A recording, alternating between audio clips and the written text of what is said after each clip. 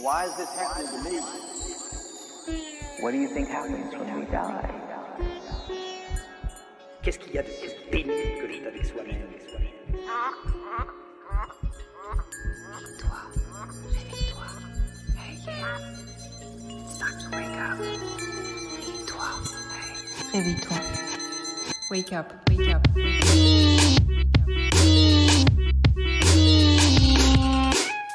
Bienvenue dans Wake Up Conversations. Je suis Anaïs Raoux, cofondatrice et CEO de Wake Up. Dans ce podcast, j'esquisse les contours d'un monde du travail humaniste auquel j'aspire. Je tends donc mon micro à des entrepreneurs, des sociologues, des scientifiques et des philosophes qui croient que l'homme est bon.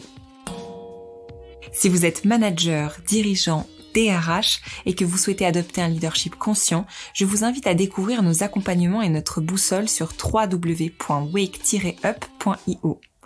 Maintenant, place à l'épisode du jour.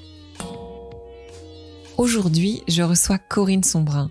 Cela fait 20 ans que Corinne travaille avec des chercheurs, médecins et neuroscientifiques sur les états modifiés de conscience.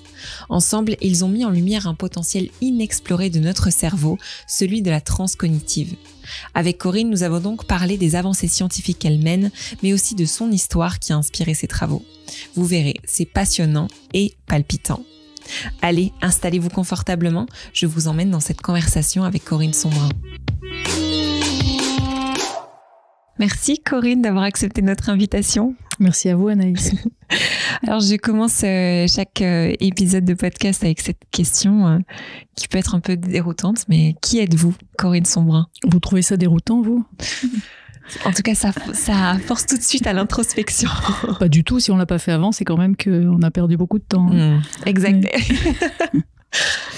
Donc mon travail principal actuellement, c'est de faire des recherches sur la transe.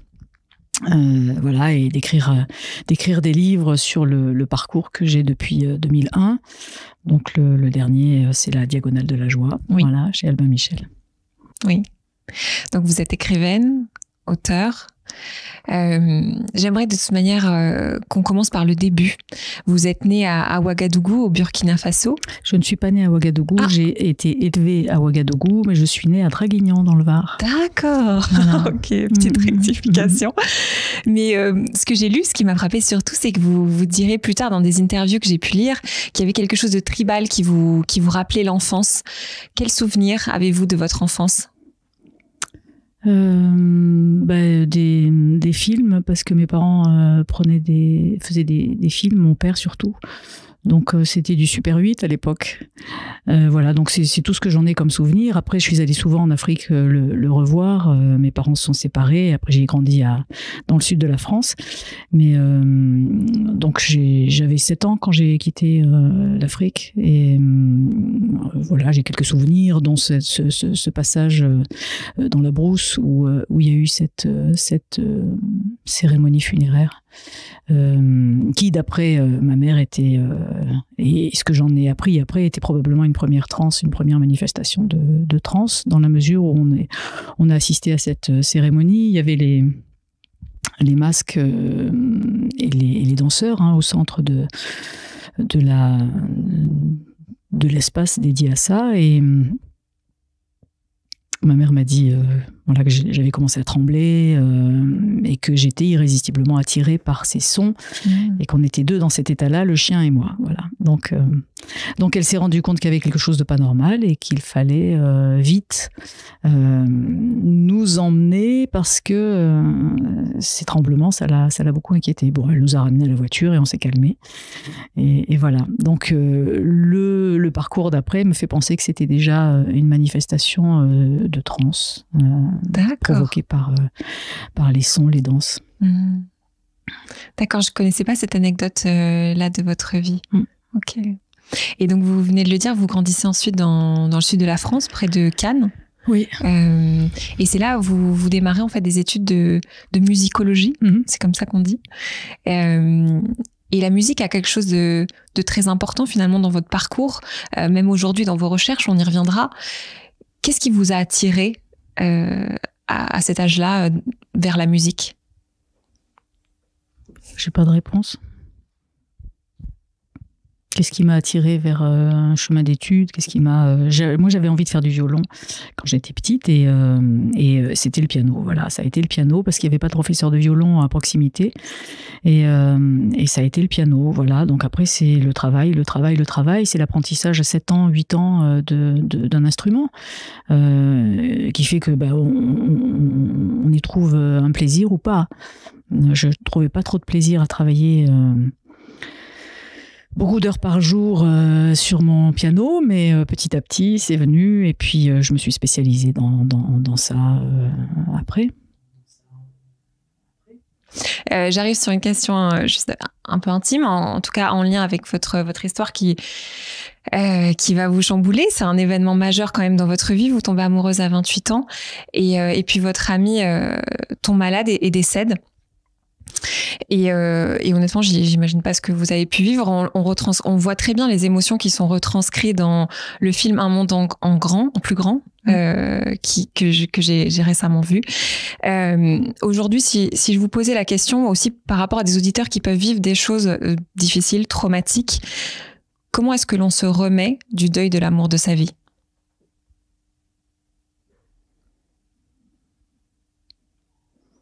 Comment est-ce qu'on se remet? On vit et on continue à vivre, c'est tout. Mais demander à chaque personne comment elle se remet, elle ne saura pas vous répondre.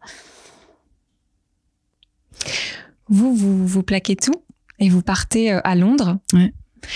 Et c'est là que commence à s'inscrire l'histoire de la quête de vous-même, de l'acceptation de ce deuil, justement. Et vous faites la rencontre du peintre Francisco Monteshuna. Racontez-nous un petit peu cette rencontre, rapidement, mais dans les grandes lignes.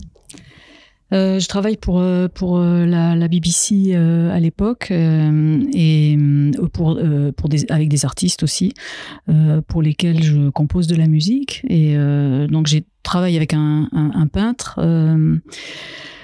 qui veut faire une performance pour le Turner Prize à Londres et il me demande si je voudrais ajouter de la musique à sa performance. Lui, il peint. Et j'ai réfléchi beaucoup à qu'est-ce qu'on pouvait apporter, qu'est-ce que la musique pourrait apporter, la dimension sonore pourrait apporter à une œuvre, et j'ai pensé que c'était le moment de création en fait. Donc j'ai enregistré au moment où il a créé tous ces tableaux, j'ai enregistré tous les sons qu'il a pu produire, les explications qu'il pouvait donner, ou la peinture, le pinceau dans la peinture, enfin tout ce qui sont les sons. Et lorsqu'on a fait l'exposition ou les expositions de tout ça, en fait le spectateur était replongé dans le moment de création au travers de ces sons. Voilà, c'est un petit peu comme s'il faisait un voyage dans le temps, parce qu'en général, on les a jamais, ces moments où la création se fait. Voilà. Donc, à ce titre-là, j'ai été invitée dans plein d'expositions d'art, peinture aussi.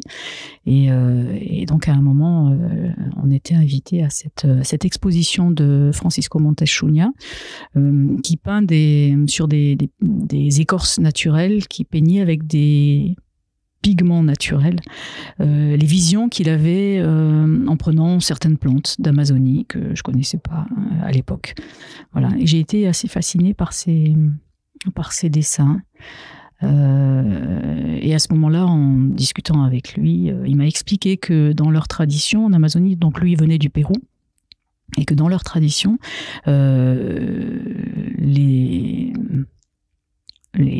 on appelle pas les chamans, là-bas on appelle ça curanderos, leur travail c'est de trouver un son, et que chaque humain a un son, et quand on traverse des épreuves difficiles, si on retrouve ce son, on va arriver à réparer les dégâts qu'ont provoqué ces épreuves. Voilà.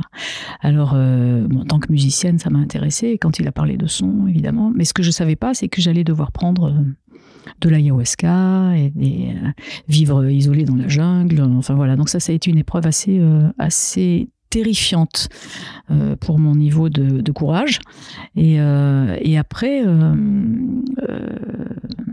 cette expérience m'a emmenée en Mongolie petit à petit, par un rêve justement que j'ai fait à la suite de la prise de plantes dont il parlait, et qui était en fait de l'ayahuasca. Hein. C'était une plante psychoactive de l'ayahuasca que j'avais jamais essayé, ni eu l'envie d'essayer. Moi, j'étais, je le répète, assez trouillarde, et j'avais jamais essayé de substances différentes pour accéder à un autre état modifié de conscience. Je savais pas du tout de quoi il s'agissait à l'époque. Donc c'est ce rêve qui, au final, est le déclencheur de votre envie d'aller en Mongolie? Alors c'est un rêve qui se fait en Amazonie à la suite de diètes qu'on fait là-bas avec des plantes qui sont censées vous enseigner justement les rêves. Enseigner les rêves, pour moi, ça voulait pas dire grand-chose parce que je rêvais, donc je voyais pas comment on pouvait m'enseigner les rêves. Et donc Francisco m'avait expliqué, mais non, ces plantes-là, on doit les diéter, c'est-à-dire on doit en boire l'écorce ou les racines, ça dépend des plantes, pour qu'elles vous apprennent dans les rêves quels seraient les signes, quel serait quelque chose qui serait plutôt pour eux de l'ordre du message des esprits. Parce que le rapport à l'invisible dans ces traditions est très, très différent de nous. Bien sûr, pour nous, ce qui est invisible n'existe pas. Et eux, ils ont un rapport complètement différent. C'est-à-dire que pour eux, il y a ce qu'ils appellent le monde des esprits, auquel j'ai été confrontée, moi, pour la première fois en Amazonie. Et je me disais, mais qu'est-ce que c'est que ce monde des esprits, voilà. Et donc, ces plantes qu'on diète, et les plantes psychoactives aussi, comme l'ayahuasca, sont des plantes qui sont censées vous permettre de communiquer avec ces esprits au travers de l'état de transe que provoque la plante psychoactive, et notamment l'ayahuasca.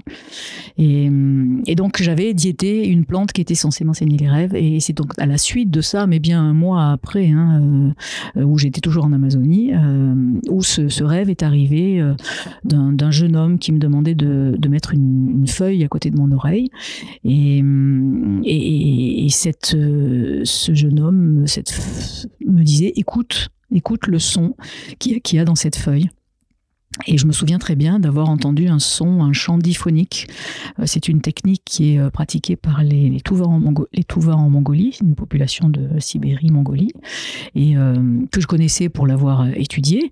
Et bien sûr, ma première question a été, mais qu'est-ce que ça vient faire en Mongolie? C'était complètement anachronique, ce chant diphonique, qui n'est pas du tout pratiqué en Amazonie. Et voilà, ça a été ma première piste de recherche. Et quand je suis rentrée à Londres, j'ai demandé à la productrice de la BBC si elle voulait pas que je fasse un reportage en Mongolie pour suivre cette piste, en fait. Voilà. Donc, et ils ont accepté. Ils ont accepté, puisque le reportage en Amazonie avait bien marché. Et du coup, ils ont accepté. Je suis partie en Mongolie pour ça. Voilà. Donc ça a été vraiment une première piste vers la Mongolie. Et donc vous allez en Mongolie, et notamment pour enregistrer au niveau sonore un rituel chamanique, et là, au son du tambour, vous partez en transe, ou en tout cas vous c'est ça, vous partez en transe tout simplement. Est-ce que vous pouvez nous expliquer peut-être pour les auditeurs qu'est-ce qui s'est passé? Bien sûr. Alors en Amazonie, l'accès à la transe se fait par une plante psychoactive qui est l'ayahuasca mélangée à une autre. Et donc en Mongolie, quand je suis allée là-bas, mon travail c'était de jouer les candides en disant je vais rencontrer les mystères mongols et je vais présenter à l'auditeur ce que sont les mystères mongols. Donc il y avait le chamanisme dedans. Et donc ce que je savais du chamanisme, c'était que là-bas, les chamans accédaient à la transe avec un gros tambour. Voilà, il n'y avait pas de plante psychoactive, il y avait juste un tambour.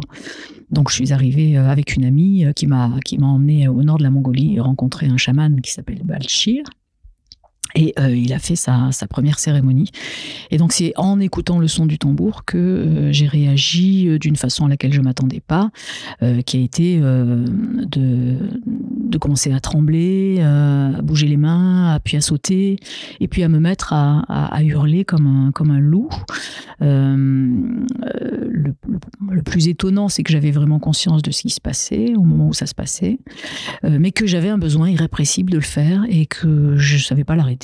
Voilà. Et j'avais vraiment un besoin irrépressible de le faire.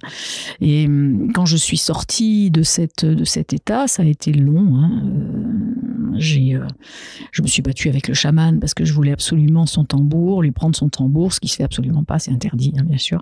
Et donc, enfin, ça s'est terminé bien. Sauf que je me demandais vraiment comment le son d'un tambour, j'avais bien compris que c'était le son du tambour qui avait fait ça sur mon cerveau, comment le son d'un tambour avait pu me mettre dans cet état-là. J'étais pas prévenue. Dans ma société, dans ma culture occidentale, on disait que les chamans c'était des charlatans, que c'était souvent un peu des hystériques, mais en aucun cas on m'avait parlé de la transe comme étant d'un fait réel et qui pouvait transformer à ce point son comportement. Voilà. Donc, il a discuté un petit moment avec cet ami et au bout d'un moment, ils m'ont regardé et ils m'ont dit « Bon, bah, allez, viens t'asseoir là ». Et donc, il était très en colère au départ. C'est Nara qui me l'a expliqué après parce qu'il avait pensé que j'étais... parce que je lui avais pas dit que j'étais chamane, voilà. Et donc, je le savais pas et Nara non plus. Et donc, pour lui, c'était très dangereux. On avait vécu une cérémonie où on s'était battu, où pour lui, mes esprits avaient attaqué les siens avaient attaqué les miens, que dans la même cérémonie, il ne pouvait pas y avoir 2 chamans en même temps quand ils n'étaient pas prévenus l'un de l'autre. Voilà, bon. Et que donc, d'après lui, donc il a compris que je ne savais pas, que Nara non plus, et que d'après lui, si j'avais réagi comme ça au son du tambour, c'est que j'avais reçu ce que eux appellent l'étincelle chamanique. Ça veut dire que les esprits m'avaient désigné et que j'avais le don et qu'ils devaient donc me former. Non, Et sur le moment, là, pardon, je vous interromps, mais sur le moment, quelle est la première pensée qui vous traverse quand il vous dit ça ? C'est n'importe quoi. Je veux dire, moi, j'ai juste vécu quelque chose qui m'a dépassé, qui m'a complètement absorbé, dépassé, que j'ai pas contrôlé. Et je suis surtout inquiète, moi, de comment ça c'est possible. Voilà. Et après, qu'ils me disent que je suis chamane, ça m'en fiche. Ça m'est égal. Je veux dire, c'est pas ça qui m'intéresse. Je suis pas là pour ça. Et donc, il me dit, maintenant, il va falloir qu'on te forme à ce métier.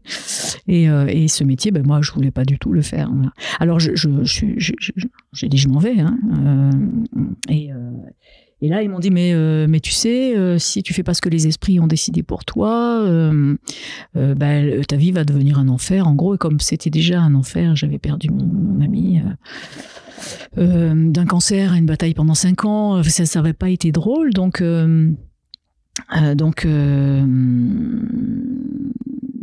les menaces, on a beau pas y croire ou se dire que c'est quand même une autre culture, ça fait quand même un peu peur. Et oui, et puis surtout, il m'a dit que les chamans avaient la capacité de pouvoir communiquer avec les esprits, dont les esprits des morts, bien sûr. Alors là, ça, tout d'un coup, j'ai levé une oreille parce que je me suis dit, ça, c'est quelque chose qui m'intéresse, par exemple, dans l'idée de retrouver l'autre, parce que ma culture également, ma culture occidentale, m'a pas donné de réponse satisfaisante sur la mort. Et qu'est-ce qu'on fait après? Où est-ce qu'on retrouve l'autre? Et les chamans, ils ont une autre version des faits. Donc peut-être que ça m'intéresse d'essayer de comprendre au travers de cet état de transe que j'avais trouvé quand même très très étonnant, s'il y a une réponse à ça. Voilà. Donc c'est définitivement ce qui m'a décidé à accepter, à continuer. Voilà. Sauf que je voulais pas y rester 3 ans d'affilée parce que c'était ça le tarif. Et donc on a discuté avec le chaman qui a proposé que j'y aille de façon alternée et que je reste pas pendant 3 ans d'affilée. Voilà. Donc j'y suis allée pendant plusieurs années et ça a duré 8 ans. Voilà, au résultat, ça a duré 8 ans. Mais j'ai petit à petit découvert l'intérêt de cet état de transe, parce que pendant cet état, je ressentais pas la douleur, j'avais plus de force, j'avais accès à des informations, ce fameux monde de l'invisible, ce qu'ils appellent le monde des esprits, des informations auxquelles j'avais pas accès dans un état de conscience ordinaire. Oui, parce que, est-ce qu'on peut peut-être, en quelques mots, juste parler des croyances mongoles et dans lesquelles s'inscrit le chamanisme? Est-ce que ce que j'ai lu, vous dites on va consulter un chaman quand on est déserté par son ciel. Est-ce que vous pouvez nous en dire un mot pour comprendre ce monde de l'invisible, ce monde vivant? Dans la cosmogonie mongole, tout a été créé par l'esprit du ciel qui s'appelle Tengger, et Tengger a fécondé la terre sous la forme de la pluie et de la neige. Voilà. Donc la vie, la terre a donné naissance à la vie, et pour eux, tout ce qui est vivant a une âme. Et cette âme, pour eux, elle, quand on meurt, elle disparaît. Elle va dans ce qu'ils appellent le monde noir, en opposition tout simplement au monde éclairé par le soleil. Voilà, c'est très très simple. Et donc, tout cet équilibre, tout ce montage est surveillé par ce qu'ils appellent les esprits. Et les esprits, donc l'esprit de la montagne, l'esprit de l'eau, ces esprits, ils sont les garants du maintien de l'harmonie dans cet équilibre-là global. Donc ils disent que si on vit nos vies en respectant, c'est le mot respect qui est au centre de tout, en respectant sa nourriture, en respectant les rythmes de la nature, en respectant l'eau, en respectant son voisin, en respectant son troupeau. Donc il y a des rituels pour ça qui vont nous emmener à remercier tout ce avec quoi on est en contact. Si il y a bien le respect au centre de nos comportements, normalement, il n'y a pas de problème parce qu'on ne crée pas de dissonance dans cette harmonie globale dont les esprits sont les garants. À partir du moment où il y a un manque de respect quelque part, par exemple, on en parle beaucoup aujourd'hui avec les abattoirs, par exemple, où les animaux sont traités avec cruauté, eh bien ça va, c'est un manque de respect envers les animaux, et ça va créer ce qu'ils appellent du busard. C'est une souillure qui va se perdurer et se transmettre de parents à enfants, et ça va se contaminer, ça va se diffuser comme un virus, là, parce qu'on est bien dans le thème. Voilà. Donc, sauf que alors, il est très possible, effectivement, que quand on mange un animal qui a souffert, peut-être qu'il y a une mémoire quelque part qu'on peut attraper, c'est une façon schématique, mais qu'on peut attraper et qu'on peut sentir le stress de l'animal, qu'on peut sentir quelque chose au travers de ce qu'on mange. Donc pour eux, ça crée une dissonance. Et donc on va attraper des maladies à cause de ça. Même si c'est pas moi qui ai tué l'animal, si j'ai mangé juste la viande qui a été tuée par cet animal, qui a été tuée par de façon pas respectueuse, eh bien je vais pouvoir attraper ce busard. Et donc le travail du chaman, dans ces cas-là, c'est de demander aux esprits, parce que la personne, quand elle vient voir le chaman, c'est qu'en général, elle a une accumulation de problèmes. On ne vient pas forcément pour une guérison telle qu'on l'entend en Occident, qui est une guérison d'une maladie. On va parce qu'il y a une harmonie qui est rompue entre le monde des humains et le monde des esprits. Justement, parce qu'on a créé une dissonance, et du coup, à force, ça énerve les esprits, et ils commencent par vous envoyer des problèmes pour vous faire comprendre que non, ce que vous faites, c'est pas juste, c'est pas respectueux. Et ils commencent par vous envoyer des problèmes, et puis de plus en plus graves problèmes, jusqu'à ce que ce soit insupportable. Donc dans ces cas-là, la personne va voir le chaman, qui est censé demander aux esprits quelle est l'origine du busard. Et quelle est l'origine de l'action qui est à l'origine d'un manque de respect. Voilà. Et donc le chaman va entrer en transe pour poser la question aux esprits, attendre une réponse et revenir donner la réponse au consultant. Ça, c'est le tronc commun à tous les chamans en Mongolie. En Amazonie, ils ont des plantes, ils ont toute une pharmacopée. L'accès vers la réparation d'une maladie est plus exact. En Mongolie, non, c'est pas vraiment. Le chaman n'est pas forcément un guérisseur. Dans le sens, je te guéris d'une maladie. Oui, il y a beaucoup de sagesse finalement qu'on peut extraire de ces croyances, ces notions de respect, d'harmonie, un peu systémique, c'est-à-dire qu'on est tous un peu connectés et que chaque action qu'on prend va impacter d'une manière ou d'une autre quelqu'un d'autre. Oui. Mais au-delà de la religion, vous, ce qui vous intéresse surtout, c'est le phénomène de la transe. Et donc, on va en parler avec des études scientifiques. Quelles sont les découvertes que vous avez faites qui sont publiques aujourd'hui ? Alors, la première découverte, ça a été l'état de transe que j'avais vu en Amazonie avec les psychotropes, mais là, il n'y avait rien, il n'y avait aucune substance. Et donc, le fait de vivre ces transes a été déjà un grand étonnement pour moi.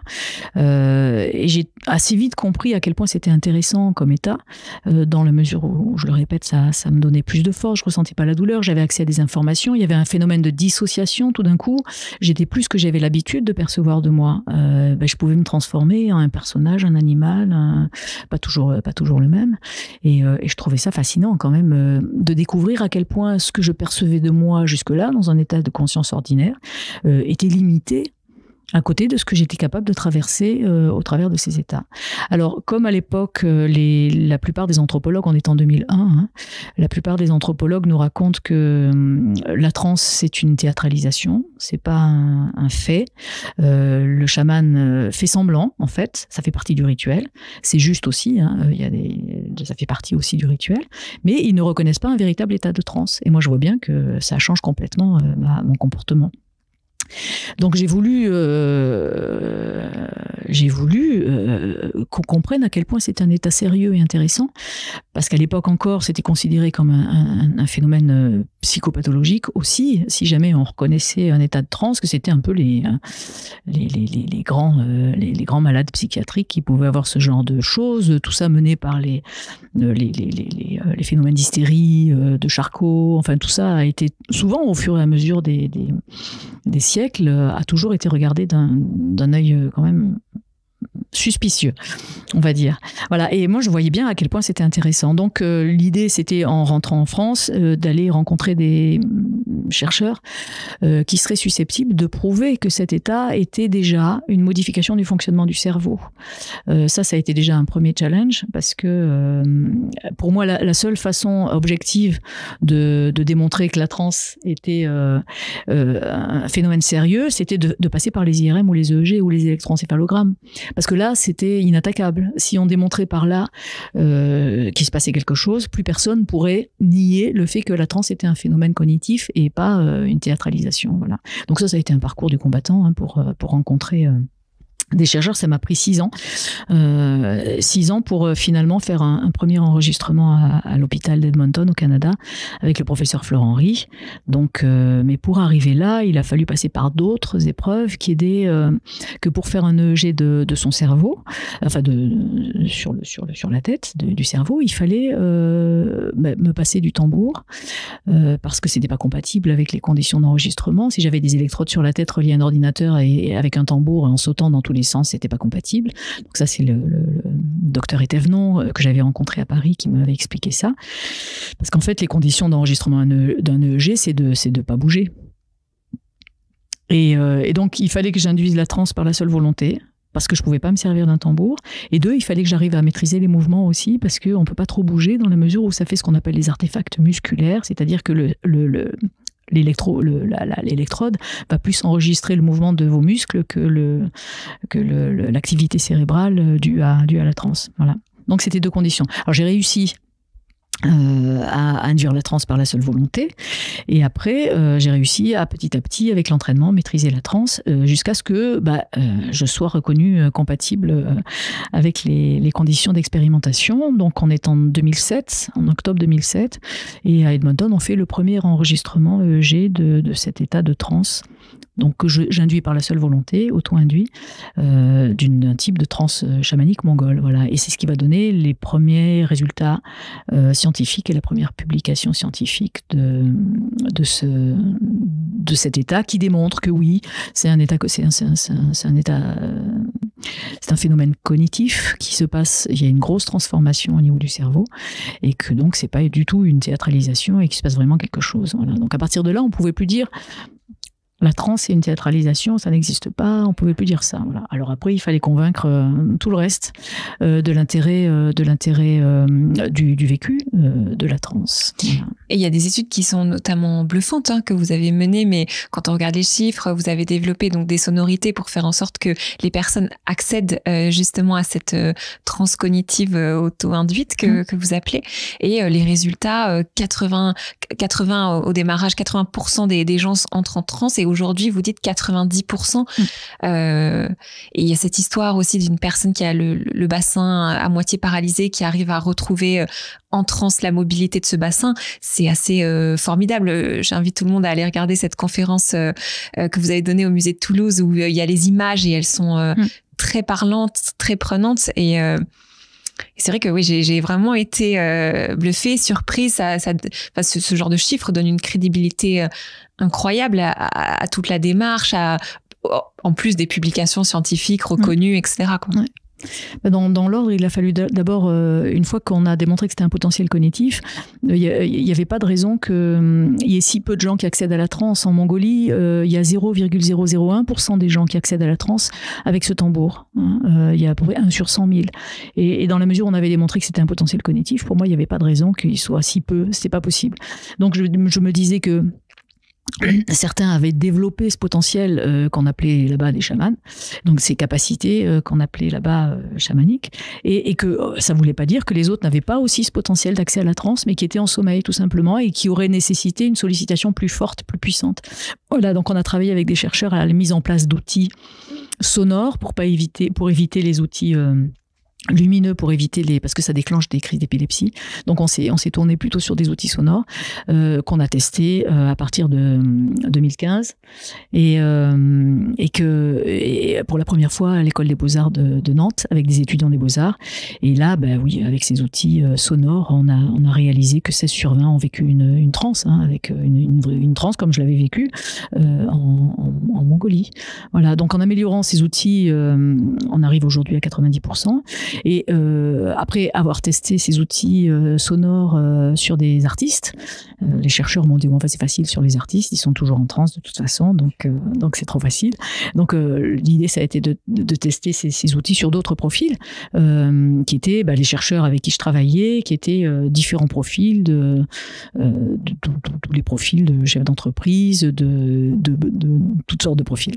Et ça a marché, et en améliorant ces outils, on arrive à 90-95% aujourd'hui de gens qui accèdent à la transe. Voilà. Donc, à partir de là, ça faisait pour nous un potentiel de sujet d'étude infini. Parce que jusque-là, j'étais le seul sujet à vouloir me prêter à ce genre de choses. Donc on a eu autant de sujets d'études qu'on voulait. Donc, on a commencé des protocoles de recherche au CHU de Liège avec l'équipe du professeur Steven Loreis dans un laboratoire qui s'appelle le Giga Consciousness, qui est spécialisé dans l'étude des états modifiés de conscience. C'est un des plus gros laboratoires au monde sur l'étude des états modifiés de conscience. Donc, ils ont beaucoup de données sur la méditation, sur l'hypnose.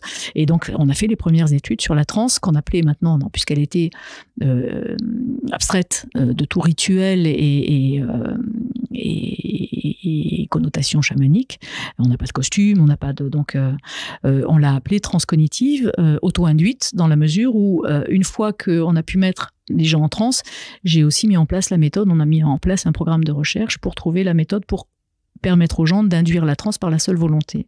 Voilà, donc il y a 2 étapes. 1, les mettre en transe par les sons qu'on a mis en place, et 2, leur apprendre à auto-induire la transe, c'est-à-dire pouvoir déclencher une transe comme on déclenche une méditation.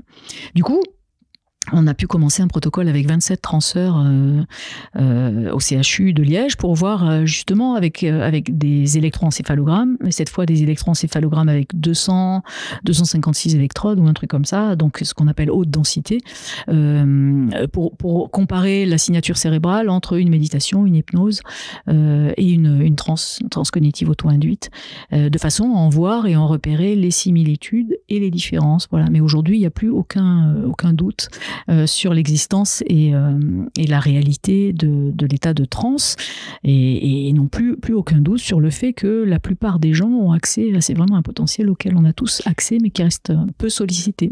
Alors j'ai une question pour vous, si on se dit que justement, ce que vous dites, c'est-à-dire que imaginons tout le monde demain, donc si tout le monde a cette capacité qui est en sommeil, imaginons demain que chaque être humain sur Terre utilise cet outil de transe cognitive et y accède, le cultive d'une certaine manière. À quoi ressemblerait le monde, la société ? Alors, la pratique de la transe, c'est déjà un potentiel qui est déjà en chacun de nous. Nous, on a appelé cette technique transcognitive, mais en fait, chacun accède à la transe, à son état de transe.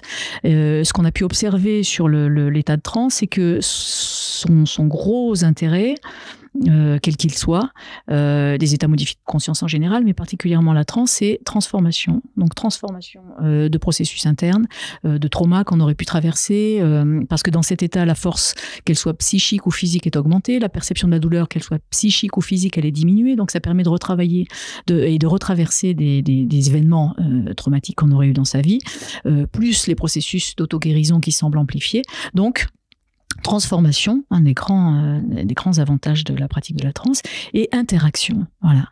Et interaction, ça veut dire que tout d'un coup, comme on a vu au niveau du cerveau qu'il y a un basculement et une prédominance de l'hémisphère droit, alors que dans notre état de conscience ordinaire, c'est l'hémisphère gauche qui est prédominant. Et cet hémisphère gauche, c'est schématique, hein, qui va nous donner la notion de jeu, la notion d'égocentrage, et qui va nous donner l'impression qu'on est isolé et tout seul et pas connecté à notre environnement. Or, il suffit de vivre un état modifié de conscience, même léger. On peut aller se promener dans une forêt et tout d'un coup, on va s'ouvrir et on va sentir qu'il y a une interaction, une communication bien plus grande avec notre environnement. Voilà, la transe va vraiment amplifier ce processus. Donc, transformation, interaction. Et donc, dans cette interaction, évidemment, on va réaliser à quel point on est tous connectés, à quel point une collaboration avec le vivant est indispensable, parce qu'on apprend aux transeurs à poser des questions à tout ce qui est vivant autour de nous. Et donc, un arbre, par exemple, on peut se placer devant un arbre, auto-induire une transe, puisque ça se fait comme ça, et demander à l'arbre qu'est-ce que tu veux bien m'apprendre. Voilà. Donc ça crée une relation horizontale entre tout le vivant. Là, pour l'instant, on a une vision égocentrée et surpuissante de ce qu'est l'humain, et là, ça nous remet au niveau de tout le reste, parce que même le moindre petit brin d'herbe, on peut se placer devant un escargot, devant un ver de terre, et on peut lui demander qu'est-ce que tu veux bien m'apprendre. Et la transe qu'on va vivre au moment où il y a cette interaction, elle sera influencée par le vécu de cet arbre ou de ce brin d'herbe ou de l'être humain qui sera à côté de nous, tout simplement, et qui fait qu'on va accepter que tout autour de nous est vivant, tout autour de nous peut nous apprendre quelque chose parce qu'on le vit pendant la transe, et que donc cette collaboration avec le vivant, on l'a perdue. Et ça va être fondamental dans une autre forme d'écologie qui devra passer par là si on veut vraiment que les choses changent. Il suffira pas de lire des textes, hein. Il va falloir vraiment le vivre et comprendre que la pratique des états modifiés de conscience en général, hein, il n'y a pas que la transe, mais la transe particulièrement va provoquer une amplification cognitive qui va nous connecter vraiment à notre environnement et nous permettre d'amplifier nos capacités déjà, mais pas seulement par l'hypertechnologie, hein. Voilà, donc c'est formidable, hein, l'hypertechnologie, on est d'accord, mais il va falloir commencer aussi par augmenter nos capacités cérébrales, tout simplement. Et ces états-là sont particulièrement intéressants pour augmenter ce côté perceptif, intuitif, connectivant avec le reste. Oui. Et pour prendre conscience à quel point c'est important tout le reste. Oui. Voilà. Et on revient à cette notion fondamentale d'harmonie, au final de respect de l'autre. Et on comprend très bien que eux, au travers de ce vécu des trans et sociétés traditionnelles, aient gardé ce contact avec la nature. Et aujourd'hui, on le paie cher, mais on comprend au travers de cette crise à quel point on a manqué de respect envers la nature, et qu'elle nous manque, à quel point on a manqué de respect envers les autres, et qui nous manquent, les relations sociales nous manquent, et aussi nos anciens qui nous manquent aussi.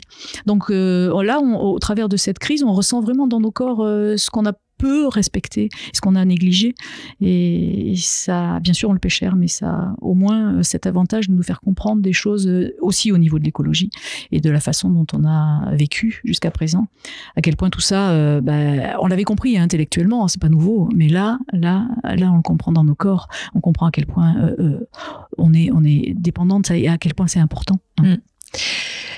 Quand vous regardez, vous, dans le rétroviseur, et vous vous dites aujourd'hui que vous êtes à l'origine du premier protocole de recherche sur la transe cognitive auto-induite, quel sentiment éprouvez-vous ? Un sentiment de soulagement surtout, de soulagement parce que les débuts ont été très difficiles, avec beaucoup de scepticisme, j'ai reçu beaucoup de menaces en disant que j'étais un danger pour la science, un danger pour la médecine, un danger pour tout ça. Donc beaucoup de menaces, beaucoup de scepticisme, donc ils font qu'aujourd'hui, et puis là on a au CHU de Liège, il va y avoir la première étude en oncologie. Donc c'est la première étude clinique au monde où on va apprendre à un groupe de participants donc qui ont eu des cancers, qui ont terminé leur traitement depuis moins d'1 an.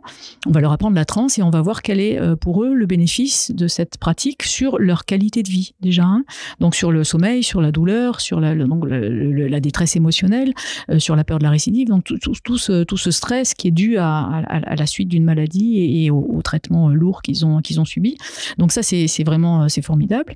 Et puis il y a aussi un protocole sur la douleur chronique. Donc ça y est, on commence à entrer maintenant dans la démonstration d'un effet thérapeutique de la transe.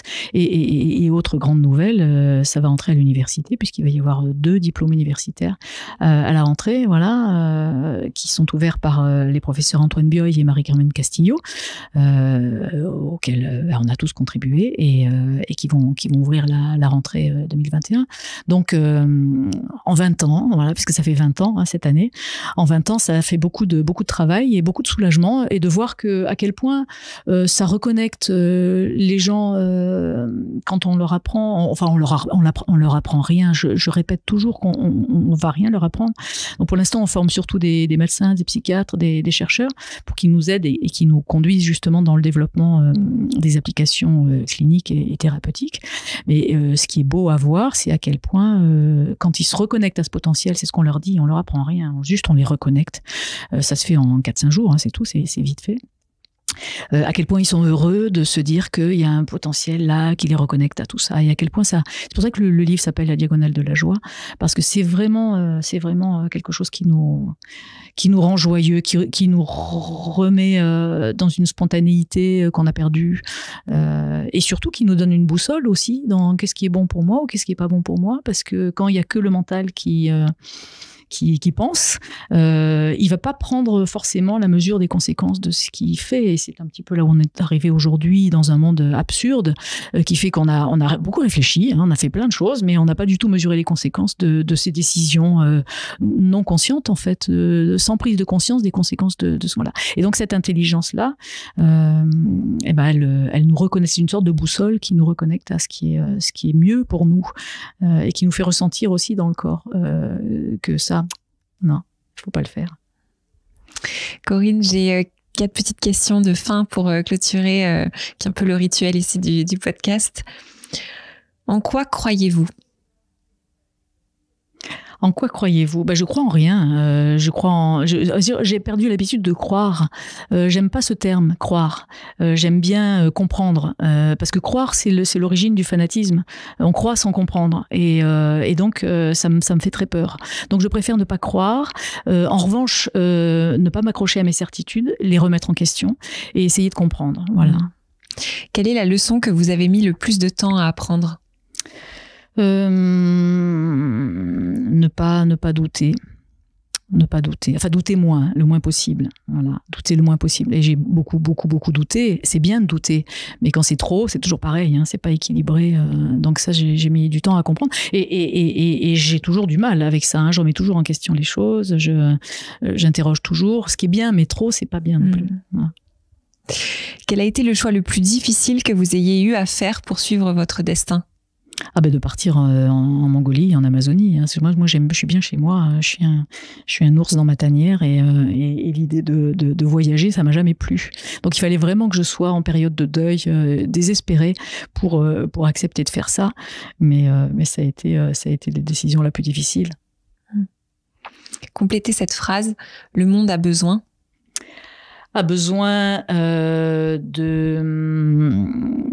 Le monde a besoin qu'on s'intéresse à lui, voilà, qu'on s'intéresse à lui, qu'on le respecte.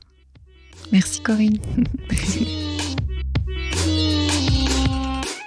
Merci infiniment à Corinne Sombrun pour cette conversation et à vous de nous avoir écoutés jusqu'ici. Si l'épisode vous a plu et que vous voulez nous soutenir, alors partagez-le sur LinkedIn. C'est ce qui nous aide le plus à le faire connaître et à diffuser le message que oui, un monde du travail plus humaniste est possible. Merci à vous et je vous donne rendez-vous vendredi prochain pour la fin de cette saison.